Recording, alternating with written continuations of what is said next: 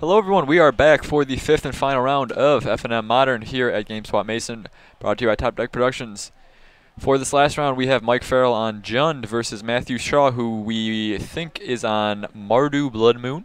So probably similar to a which could mean red Nahiri or could mean, you know, any number of things, I guess. It Yeah. might just be a Thoughtseize, Path, Fatal Push, Lightning Bolt, Lightning Healer. sort of like deck. a Mardu control deck with Yeah. with some Blood Moons. But Mardu Moon. It could also be like an all-in. You know, he's got Magus of the Moon and Ooh, Blood, yeah. But I don't. You know, it's hard to play 3-color with you know, all those. That's true. That many Blood Moon effects. So. Well, he's got Liliana the It Veil. looks like a Liliana. I've seen Black Moon decks. Black Moon decks have actually been fairly popular at differing times in Magic's history. A Black Moon deck basically means nothing else except for Liliana of the Veil plus Blood Moon. Sure. The trouble with those decks is that casting a Liliana for 2 black mana with a Blood Moon is difficult. That seems difficult. But one card recently that's Ooh. made Black Moon somewhat better is Yahini's Expertise. Because you can cast 4 mana Yahini's Expertise and then put a Liliana or a Blood Moon out. I like this hand from Matthew here. Yeah, I do too. Wow. Brutality, timely. Timely Reinforcements, in the main, Lingering Souls, Lily, and a Lightning Bolt. I also like this Expedition Blood Crypt here from Mike. So finds a swamp and finds a Fatal Push with this draw. Just going to pass the turn. Hopefully he finds mana to be able to use these these 3 drops. There goes In many Lily. ways, this is really just the mirror match, right? I mean, we've got a player with white though and a player with green. Oof, planes off the top, easy. Here comes Lingering Souls. Baby. And that is so as to the extent that this is the mirror. Lingering Souls is a huge mirror Lingering Souls breaker. is a big mirror breaker here. Yeah. Yeah, I'm excited because Mike does have a lot of ways he can deal with this though. Mike Maelstrom Pulse. So yeah, Maelstrom Pulse is fine. If Mike drops a Scavenging Ooze right now and just eats the Lingering Souls. No, I think we're seeing the flashback here. Yeah, we could. Flashback, leave up, bolt or push. Seems like a good line at this point. The thing is, if you're a Matthew, it's difficult to flashback here because it's not. Well, not. You're right, but you've got to play around. You know, there's both Maelstrom there's Pulse. Scoos and Maelstrom Pulse, right? Well, you know, an interesting trick with please, see, please, no, push your own guy, no. Whew, that is a oh yeah, big misplay. Huge mistake he there. could have lightning bolted his own. Yeah, guy. you could have bolted his own guy, pushed his own guy. That was definitely the play there. Oh, that's baby, why I was. That's why I was saying you don't have to be too worried about Maelstrom Pulse because you can kind of blank it by taking out one of your own spirits. But yeah, we might actually have to. Man, that's rough. I want to bring it up to him at the end of the round, but I know he's nervous, maybe on camera, and that's a tough play. And that's not a very typical line either. No, it's not a very common interaction, but definitely a big misplay there. Okay, that's a Huntmaster. A little confused by that Mike one. actually got his flip card Huntmasters altered by a local guy at the store. I think he got it done by what's his name? I don't know. Not familiar with alterers. I've forgotten his name, but Mike's yeah, deck a is, guy at the store did that for Mike, and they're pretty sweet. Ooh, Painful Truths. All right, draw 3. Painful Truth Seems really good here. Yeah. Oof. Gets the Blood Moon. Did he play a land that's? I don't think he did. So it's land Blood Moon. Let's do it. Yeah. Oh yeah. Yeah. Get another basic plains. Get your or plains. Get another basic swamp. Or swamp. Oh, he's got 2 basic swamps. Well, you know, you never know. Oh, he can't. Oh yeah. You never know how many swamp. Erebos Titans he's playing. Yeah, it's true. He might play Phyrexian Obliterator for all we know. Right. That's. Oh, he got the swamp. He might have the Giralf's Messenger. There's that. All right. It does seem good. Can you come up with any more cards with triple black in them? Grizzlebrand. Well, that's quadruple black. I'm talking triple black. Just triple black. Triple. You had Geralf's Messenger. Erebos Titan is the other one we had. Grave Betrayal or Grave Pact? Grave Pact. Grave Pact. Grave Pact's a good one. All right. Maybe he has the Grave Pact. We see some reinforcements here. Yeah, we do. Oh, He's going to gain 6 life. This is brutal with a tokens. A capital B and I like 2 this. I like this zeros in the Mardu Moon middle. deck though. Yeah. I mean, even that egregious misplay there with the it's just not really cost him. He's even got the tilting white bordered Blood Moon. Oh, that's how you play. Oh yeah, I'm tilted. Your opponent's on mono foil expeditions, alternate arts. You're on white border Blood Moons. I would scoop right down. And look, look at those basic lands. Yeah. Matthew's basic Who lands cares? there are from. Don't need them. You got Blood Moon. Yeah. Well, did you see though his basic lands are just at random M14 lands, I think. That's I don't think they even match. That's what I like to see. This takes is great. game 1 easily. I'm excited. So what do we think Mike can do here? Mike needs an answer for Lingering Souls. If he's got the second Maelstrom Pulse in the sideboard, that could be looks big. good. Yeah. But he might also Damnation. He might have Knight of Souls Betrayal. Knight of Souls. I hope so. I like Knight of Souls Betrayal. I don't know if it's worth bringing in here, but you don't know what exactly Matthew's creature package looks like. But you saw Timely and Lingering Souls. Yeah. So any sort of 1 damage effect seems good. Golgari Charm. That would be nice. Yeah, Golgari Charm could be sweet. Or Also just something like a Flaying Tendrils. Golgari Charm also blows up the Blood Moon. Very Blood good. Moon, yeah. Yeah, So I think I don't Golgari Charm remember. would be a big one here. I have those in the sideboard of my green-black modern deck. Mike could have a Jund Charm. Jund Charm is a Pyroclasm stapled to a Bazooka Bog. It exiles the graveyard, so that can deal with Lingering Souls on multiple planes at multiple stages of the Lingering Soul process. Sure. But Mike also wants to try to go. I think both decks really want to try to go bigger. You know, they want to try to, you know, it's unlikely, but you know, if Matthew's got something like, you know, an Inferno, just like these automatic 2-for-1s, you know, like Goblin Dark Dwellers, these big threats that are Goblin Dark Dwellers would be automatic 2-for-1s. Mike could want Goblin Dark Dwellers too, but even Throne the Last Troll's not bad. It's just worse than this kind of deck that Mike has because it gets blocked ad infinitum, whereas a deck that has Thrun plus like Kessig Wolf breaking out the land there. Better. But Mike could have Bitter Blossom. Do you think he wants Bitter Blossom here? I don't know. Maybe. It's a little weird in the Jund deck, I think. Yeah. He's kept his Inquisitions in. Double Blood Moon. Like it. Kalidas could be good. Whew. Kalidas, yeah, I don't know. If you think he plays Kalidas, that'd be sweet. I'm sure one of them has a Kalidas in 75. Somewhere. Nice. Got the land. Yeah, this is kind of a tough matchup for both of them to sideboard into. Yeah. But Matthew's token strategy is pretty favored against Jund here. That's true. Blood Moon is really good game 1, but it's going to be probably a little worse here in game 2. Here's Dark Confidant. Now, Matthew doesn't have the removal for that right now, right? No, he does not. He's got pair of Blood Moons, a Liliana. So that could be big here, and that's probably, I would guess that Dark Confidant is a card that Matthew does not have access to. Yeah, probably not. And he could, you know, given that Mike has caught Matthew without the removal here, I think this Dark Confidant is going to be a big deal. Sure. You know, Matthew can't even deal with it until turn 3 with a Lily, but by that time, Mike will have drawn. So in Mike's hand, we see Huntmaster, Thoughtseize, Goyf, Maelstrom Pulse. Pretty good hand. Yeah, Huntmaster is actually one of the best cards you can have here against a token strategy, because by flipping it, not only do you give the Huntmaster trample to trample over those things, but you also deal 2 damage and take out one of the tokens. So Huntmaster is a big deal here. Maelstrom Pulse is a big deal for the tokens. It's interesting. Mike decided just to fetch up a Blood Crypt there, not paying any heed to Blood Moon. I guess he would have had to get, you know, yeah, I guess he would have had either get Forest or basic Mountain there, and he needed a red, so you might as well get the Blood Crypt. Yeah, he also, you know, well, that doesn't work. I think he's planning on Thought Seizing this Blood Moon. I guess he has 2 Blood Moons. Yeah. I would Thought Seize Liliana. I think he just tries to ignore it and try to draw enough cards off the Dark Confidant that it doesn't matter. Sure. If he can draw into his basics or something, it's not a big deal. Well, the thing is, right, he had a Wooded Foothill, so regardless of what, he needed red mana there. Well, I guess he didn't really need Blood. Is that a... Okay, here's Thoughtseize. I think you take the Lily. Yeah, yeah. He thinks alike. The nice thing about Huntmaster in this matchup too is that you can cast it with just a green mana against Blood Moon. Right. And the same thing with this Lavamancer. This Lavamancer operates totally fine, you know, against this Blood Moon deck. In fact, Mike can clean up all these Lingering Souls with just the Lavamancer. Yeah, it'll take some time. Well, we're in Anger of the Gods. Anger is not good here because it'll kill his own threats. Yeah. But Mike may need to remove his Confidant if he draws too many cards. Yeah, he just took 3 from it. Without finding any basics. But I think Mike just has to Lavamancer these souls. Huh. Yeah, that seems fine too. Attack for 3? Sure. I think we got to see the Blood Moon come down here.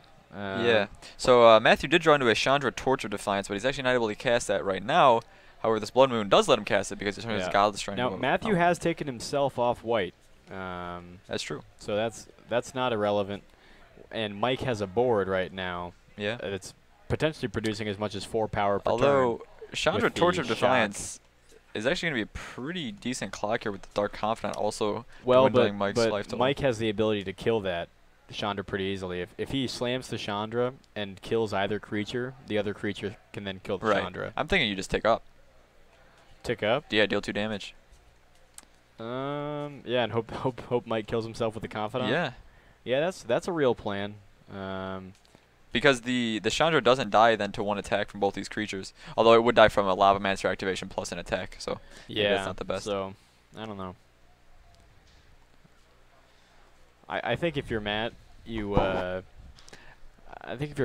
play the Chandra and kill the Lava Mancer. Yeah. And then leave the Confidant alive and hope it takes some Mike damage. just kills himself. Alternatively, he could play a second. Yeah, he's gonna go with that. He could have played a second Blood Moon and make 2 mana. That's a good line. Oh, baby, yeah, that's a play. Kill a soul. Yeah, okay.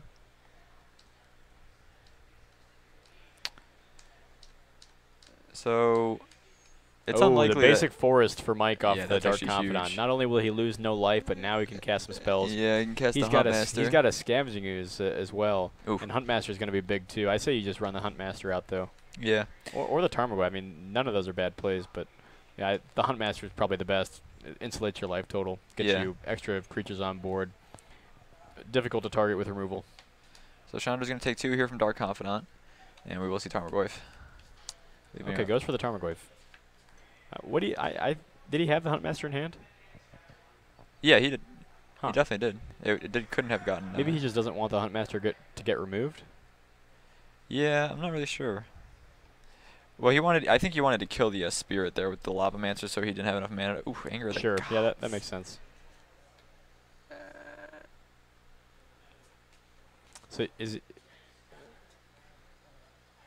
So there's a Planeswalker in the yard. Planeswalker, sorcery, land. So that's it. So it's a 3/4. Woo. So well, I think does Mike have a Fatal Push up? Yeah. Does he see the line? Oh, Anger of the Gods. Yeah, that's what I was thinking. So it doesn't kill Tarmogoyf? Oh, because it is 4 toughness. Right. Okay. But couldn't he just minus the Chandra on the Tarmogoyf? Get it exiled? Yeah, but he plus the Chandra and reveal the land. And here's a Scavenging Ooze. Oh, Scavenging Ooze plus Tarmogoyf. The worst combo ever. Chandra reveals Chandra. Yeah, it's a little awkward. You just cast it though, right? Get more loyalty. Yeah, well. Activate it again. Yeah, I guess I guess. Yeah, you've got it. You've got to cast it. There's no point not. He's not casting the Blood Moon in his hand. He has Blood Moon Swamp in hand. Yeah, you got to cast it. Cast it and try to kill the Scavenging Ooze, right? Can it kill Tarmogoyf at this point? No, it's a 4/5. Sorcery. That's 4 card types: land, sorcery, creature. Planeswalker. Yeah, land. Yeah, Planeswalker.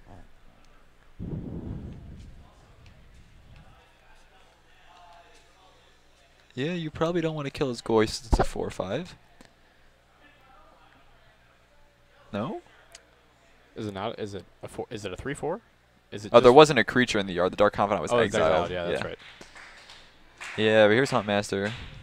Yeah, I think Mike knows that in a Blood Moon game where he has this lone forest, that Huntmaster can win the game by itself. Yeah.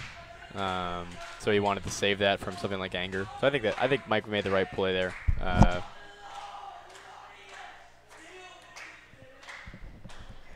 Fatal Push on the Ooze here.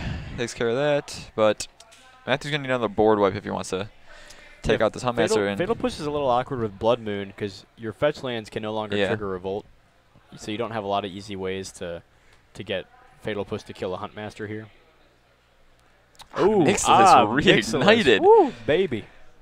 Taken. Yeah, so for those of you who don't know, Ob Nixilis has a Blood Gift Demon +1, where you lose a life and draw a card, I think. Has a destroy target creature -3. Destroy target creature That's what we just saw there on the... And then I think the emblem is just like, God. Yeah, every time someone draws a card, target player loses 2 life. Damnation. Whew. Not looking to damnate this 2/2 wolf, I suppose. Yeah, Mike was not happy about seeing that Ob Nixilis. Doing it. All right. But gone. Dead to Raging Ravine. The life totals are 8 to 6 though. This is a real top deck war. But Mike has a hand. What was the reason behind not activating Raging Ravine? Does it cost 5? Blood Moon. Oh.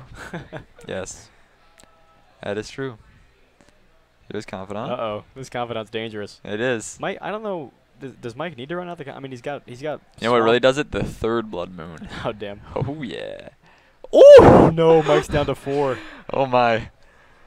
Oh, he's got a lightning bolt, though. He swings for 2. He bolts his opponent, puts him to 1. Can Mike damage? He's got to fade another 4. He can't have that many more 4 drops on his deck, right? I think he has... Does Mike have to hold on to the bolt to bolt his Confidant here, though? Do you do that? But does he not have any other creatures? He's got a hand of 7 cards. Does he not have another creature to play with black-green? Jeez. He doesn't have... Oh, yeah, he's basic swamp. Yeah, he's got a basic swamp. He just killed himself? Oh, yeah, he Truth X3 and then died to Bolt. Bolton. Wow. Wow, that was quite the match. Jeez, yeah. Very back and forth. Well, that's I wish we saw the top card of Mike's deck there. That was there. just game 2. Yeah, I know. That's what I meant. That's quite the game. I wish we saw the top card of Mike's deck there just to know if he was going to die to that. Yeah, you know, I actually the other day here at the store, I won't name names, but I watched a Tron player nearly kill a Jund player, but the Tron player's in a terrible spot. He had like 3 expedition maps in play and nothing else, no board. Oh. And the Jund player had like Confidant Huntmaster or something. But the Jund player was at like 4 life, and instead of passing the turn back to the Jund player and letting the Jund player actually present lethal and kill him with the Huntmaster or whatever in the Dark Confidant, he just scooped. Yeah. And then I watched the Jund player reveals the top card of his library. He only shows it to the people watching. He doesn't show it to his opponent. But he lifts up the last card, and it's like an Olivia Voldaren or something, and it would have killed him. Wow.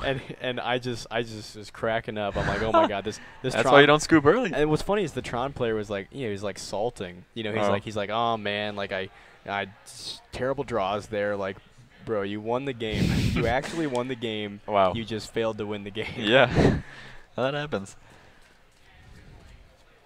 And then this Jund player told me, you know, Mark, you don't have to be, he said, you don't have to be the best player in the room. You just have to be better than everyone else? No, I think he said, you just have to be the best player at the table or something. Fair enough. So game 3, this is a really good matchup. Yeah, this... I wonder if Matthew also has Nahiri in his deck. Nahiri, I think we would have known at this point. We would have seen it by now? Yeah, we would have seen the Nahiri, or like we would have seen the Emrakul floating around. Yeah, that might be true. So I don't think he's got it. I think he's just playing Mardu mid-range? Yeah, Mardu, Blood Moon, and good stuff. Some good old grind 'em out. I really like the main deck Painful Truths. Yeah, I do. Card is really good. It gives a leg up to a color set that really doesn't have too much card draw otherwise. The card is also really good in Sideboard and Death Shadow. Sure. I just think it's a great card. I also really like Obnixilis. Yeah. I actually have seen some Jund decks that cut all the Confidants, and they just played 4 Painful Truths and an Obnixilis. Yeah, draws you a lot of cards. I thought it seemed pretty dope. That's an interesting... But the 2/1 creature is pretty relevant. Sure. Sometimes. So I wonder... I'm still curious about Mike's sideboard. He brought in Anger. I wonder if he's rethinking that now. Yeah, I don't know. You know... Because you've got you're killing your Huntmasters, your Bobs. He would kill his own Kitchen Finks with Anger. Yeah, that doesn't seem great. That seems kind of bad. But this is a good hand for Mike. He's got the basic swamp already. Is that a Twilight Mire expedition? Yeah. So he doesn't have a green. He doesn't have a way to get a basic green source. But this is a good hand, but it's a little bit light. You know, 4 I lands wonder is if we a bit see much. Matthew take the Inquisition. I don't know about Matthew's hand, but sure. Was Matthew on a big mulligan? Oh no, never mind. Okay. He's got Brutality. I don't think he cares about the Kitchen Finks. He's got Fatal Push. He's got 2 Brutalities maybe. Really? Take the Finks? All right. Whatever. Here's Inquisition, so we'll get a look at Matthew's hand as well. Push, Brutality, Souls. I say you take the push. Yeah. You want to protect your Goyf. And you don't really care about the duress effect on Brutality. No. No, the collective brutalities aren't really good against Mike's hand here, are they? Mike's got not from what we saw at first. Yeah, Mike's got what's he sitting on now? He's sitting on 4 lands, Tarmogoyf. Yeah. and 1 unknown. Well, 3 lands Tarmogoyf, I suppose. Yeah, that double Collector Brutality is not where Matthew wants to be. Can gain him some life. Yeah. Do you think Collector Brutality is good against Jund? I mean, it kills Confidant and Huntmaster, and it can kill a Scavenging Ooze, but probably never will. Yeah. I don't know. I don't know about it here. I think it's all right. It's nice when you can discard your Lingering Souls. Yeah. But outside of that, okay, the Souls. If we were Thought it was a Blood Moon. No, I thought it was a Liliana. Oof, yeah, if it was a Liliana, that would have been brutal. Not quite as brutal as Collective Brutality, but brutal nonetheless. Damn. All the Oof, looks like Mike drew another land. Mario, that was smooth. You're a smooth talker. Mike's just gonna pass the turn back. I don't know if his hands developed very much. I think he still sits out 4 lands. Which is not the worst thing, but if he wants fetch lands to try to get his basics out here. Yeah. And I don't think he has any. I don't know. But he can go to town with his Raging Ravine eventually. pretty soon. Well, Matthew drew into another Fatal Push, though, which take care of either of the threats. Do you remember the other night when we saw that player activate that stomping ground to swing his opponent? Get in there. Do some stomping. Do some stomping. A player the other night, I think a Jund player, tried to activate his stomping ground for 4 mana to swing at his opponent. It was pretty funny. Triple lands. And I think everyone believed it at first. We didn't believe it. We we were saw eagle-eyed. right away, but I think those watching didn't quite realize it immediately. All right, so Mike down to nothing but lands. Another one off the top. Not great. Oof, that is real bad for Mike. The Liliana? Liliana, yeah. Yeah. How much does it cost to activate Raging Ravine? 4. Which is why Stirring Wildwood is better. Well, I mean, if he has an untapped land here, he can just kill Liliana, so that's good. Yeah, but I think Matthew must have a Fatal Push. No, he doesn't. He has Collective Brutality in hand. Oh, yeah. Is that his only card? And I think Mike actually knows that if he's been keeping track. Yeah, you're right. And, well, now he definitely knows it. Now he's got nothing. Yeah, this is that was a weird line. This Liliana's just I think I wouldn't have attacked with the Spirit there. I think I wouldn't have played, that, or I just wouldn't have played the Lily out yet. But yeah, down it goes. All right. Well, Raging Ravine's pretty good threat here. See Souls getting flashback. Yeah, I think what you wanted to do there is put the Souls out first, and then play the Liliana the next turn. Obviously, there's some lines, or there's some cards that Mike could have where that's bad. Like if he's able to Maelstrom Pulse or Jund Charm or Golgari Charm or whatever. But well, now Mike's drawing some non-lands. Yeah, so this Raging Ravine can actually race the shit out of these Lingering Souls. Yeah. Matthews is in pretty heavy top deck mode here. I think he has another land in hand and 1 unknown. Unfortunately, Mike is never going to be able to really activate 2 Raging Ravines simultaneously, but if Matthew even finds a removal spell to kill one of them... Yeah, he's got the second one. In fact, I think Matthew has to kill the Dark Confidant, right? I mean, yeah. He can't afford to kill a Raging Can't Ravine. let it run away. Although all his hand is just Land Inquisition, Ooh, so... that's bad. Just getting in there, right? You're going to lose this race, though. Doesn't even bother with the Inquisition. You're definitely going to lose the race to the Raging Ravine Dark Confidant. Yeah. Unless Mike hits. Here he found a basic force too. So unless Mike reveals, like, I don't know. Emrakul of Promise Land. Inferno Titan. Yeah. Emrakul of Promise Land. Deal 13 to myself. That's how Mike would promise his end. Yeah. A Blood Moon would be very good here. Yeah, to shut down the Raging Ravines. Yeah. A land, however, not so much. Yeah, if he had the Blood Moon, he could swing with the Souls at Liliana and take care of that problem. Yeah, and take care of the Raging Ravines. Yeah, taking out the Raging Ravines would be big, but. Yeah, this is looking Matthew tough. really needs to find one of his Painful Truths. Yeah, Painful Truths would be good. Of course, he couldn't even Painful Truths and Blood Moon in the same turn. That's true. And I think at this point he needs to challenge that Liliana's loyalty. I think he got to swing out at the Liliana here. Yeah. Keep it to 1. Yeah, definitely. And just let it have you discard. Take a hit from the things. Yeah. Swing at Mike. Oh, yeah, that's. Ooh. You can't. I don't think you can swing at Mike there.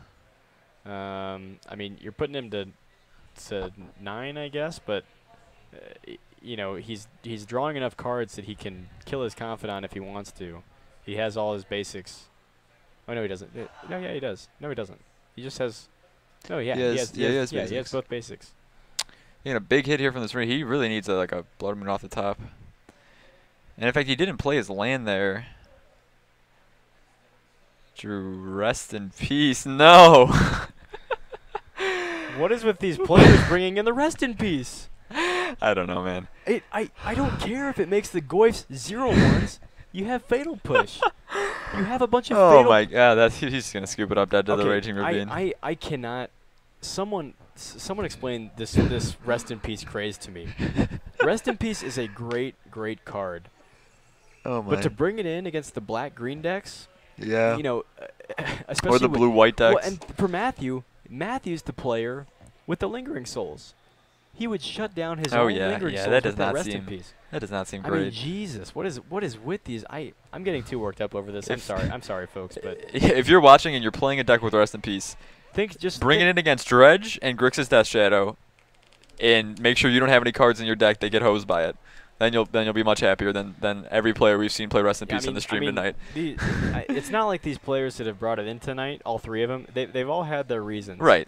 But they're so we saw a mono white we saw red white Soul Sisters Norn the Wary bring it in against Jeskai Control. Yeah, against Jeskai Control. The only application of which was to hit Snapcaster Mage. Right. The Jeskai Control player played 2 Snapcaster Mages into a turn 2 rest in peace, and still just killed. Yeah, just beat him down with 2/1s. Yeah, just beat him down with his 2/1s, which he made into 3/2s with the Gideon emblem. Yeah. And then in game, the Infect player. Yeah, we saw the Infect player bring it in against Grimflayer, Abzan mid-range. Tarmogoyfs. That was probably the most warranted. Maybe, but again, Grimflayer is still a 2/2, and your opponent can still cast Liliana, and you're down a card, and you spent 2 mana on your turn 2 doing nothing. Sure. And then he got his rest in peace blown up by nuclear explosives, which also killed his. That was embarrassing. Well, regardless, that was a pretty cool round 5. Yeah, definitely. Thanks for watching, guys. Staying up late, catching our last round. As we've said a few times tonight, we do finally have the ability for you all to subscribe to our Twitch channel. So if you're able to do that, if maybe you have one of your Twitch Prime free subs, please consider us. It'll keep us supported, keep our content improving and going. But that's all for us tonight. Thanks for watching, guys. Yep, take care. Have a good one.